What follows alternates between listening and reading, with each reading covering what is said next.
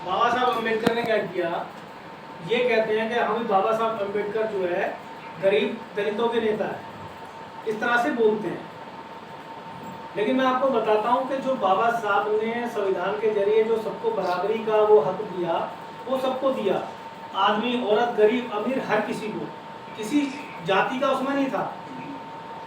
America में जो है, हालांकि अमेरिका 1700 से जो है वहाँ लोकतंत्र है, तो लेकिन आज से 100 साल पहले करीब या जब भी महिलाओं को बराबरी का हक नहीं था। अमेरिका में वोट देने का अधिकार नहीं था। वो विश्व युद्ध हुआ, वहाँ पर आदमी लड़ाई करने गए, महिलाओं ने क्या क्या घर भी देखा, और वहाँ का जो है शहरों का जो प्रशासन है वो भी देखा।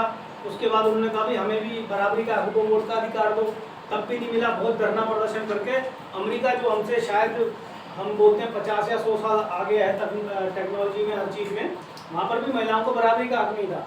और एक बाबा साहब ने जैसे संविधान लागू किया, महिला पुरुष सब बराबर, सबको वोट का अधिकार।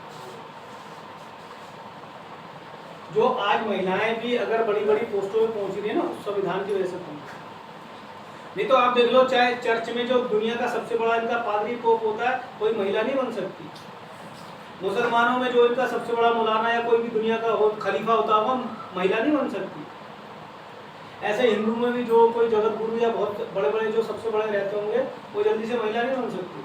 संविधान से एक कर्मचारी से लेके और राष्ट्रपति तक पूरे देश सबसे जो बड़ी सीट है वहाँ तक महिलाएं पहुँच सकती हैं। मुझे भी बाबा साहब अम्बेडकर के बारे में ज़्यादा नहीं पता था पहले, अभी कुछ साल से मैंने थोड़ा पढ़ा देखा, मैंने कहा भाई ये तो बहुत गलत बात है कि लोग कहते हैं कि सिर्फ दलितों के नेता है। उन्होंने तो हर किसी के लिए किया, उन्होंने जो काम किया हर किसी को बराबरी का हक दिया। तो ये चीज़ थी, तो पढ़ाई सबसे ज़रूरी है, और हम अपना इकट्ठा रहें, और जो पढ़ाई छोड़ चुके हैं कोई बात नहीं, इकट्ठे रहेंगे, आपस में मिलकर काम करेंगे, बहुत बढ़िया रहेंगे। ठीक है, तो इसीलिए आज जो है हम यहाँ पर इजराइल कैंप ये बसंतगुंज में आए कि भाई बातचीत करें और इकट्ठे हों, और जैसे भी आपस में जो भी कोई समस्या होती है बच्चों की पढ़ाई के बारे में, पढ़ाई सबसे ज़रूरी है, ठीक है, बच्चों की पढ़ाई है, खेल है, कोई और जानकारी है, उन सब के बारे में हम मिलेंगे। मेरी नौकरी है, कहीं और भी जाता हूँ, दिल्ली में मैं बहुत जगह जाता हूँ, तो मैं कितनी बार आऊँगा यहाँ किस किस का काम कराने। तो मेरी कोशिश ये है कि जैसे आप यहाँ पर हो, आपकी कमेटी बनेगी, आपको जो है जो सरकारी सिस्टम है उसके बारे में जानकारी देंगे, जो हमारी मुलाकात है जिनसे सरकारी सिस्टम से, जैसे भी आपको जानकार बनाएंगे, आपको ताकतवर बनाएंगे, ताकि साल 2 साल में मेरी जरूरत भी ना पड़े, आप सारा सरकारी सिस्टम जो है जान जाओ, सारे काम। ठीक है ना। जैसे एप्लीकेशन कैसे लगानी है, आरटीआई कैसे करनी है, या कोई और चीज़ है, या बच्चों की पढ़ाई का है, जो भी चीज़ है, तो वो सब आप जानकार ताकतवर। किस तरीके से फ्री वकील कैसे मिलता है, सब कुछ। तो बहुत सारी चीज़ें हैं, तो उसमें आप इकट्ठे होंगे।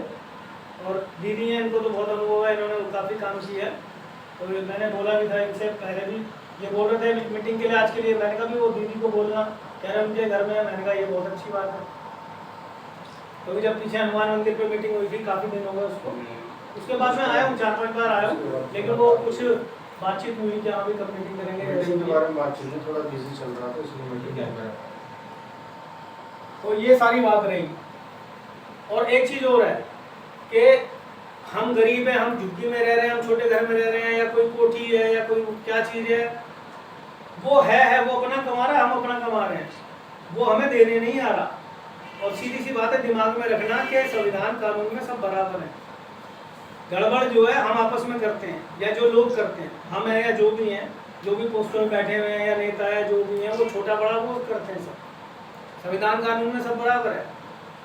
जैसे घर में होता है ना, छोटा हो बड़ा हो बच्चा, उसका परिवार की संपत्ति में, प्रॉपर्टी में हक होता है ना बराबर का, चाहे वो 6 महीने का बच्चा है, 60 साल का आदमी है, 70 साल का आदमी है, हिस्सा बनता है, बराबर बनता है ना। तो ऐसी जो है ना ये देश है, इसका जो है जो स्कूल कॉलेज पार्क सारी चीज़ें हैं, सामुदायिक भवन है, हर किसी का हिस्सा है।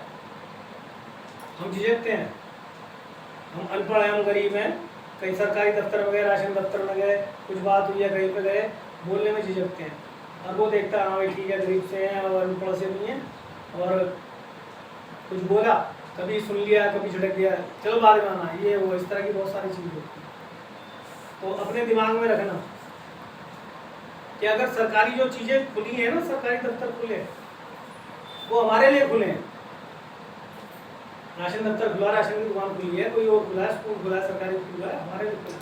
हाँ ये है कि हमें तमीज़ से रह के उसका फ़ायदा लेना, बदतमीजी नहीं करनी है, लड़ाई झगड़ा नहीं करना, लेकिन हाँ जो हमारा हक है हमने उसके लिए बोलना है इकट्ठे होकर। तो अपने दिमाग में ये रखना कि हमारा भी हक है, ठीक है ना। तो अब जो है आगे फिर बताते हैं।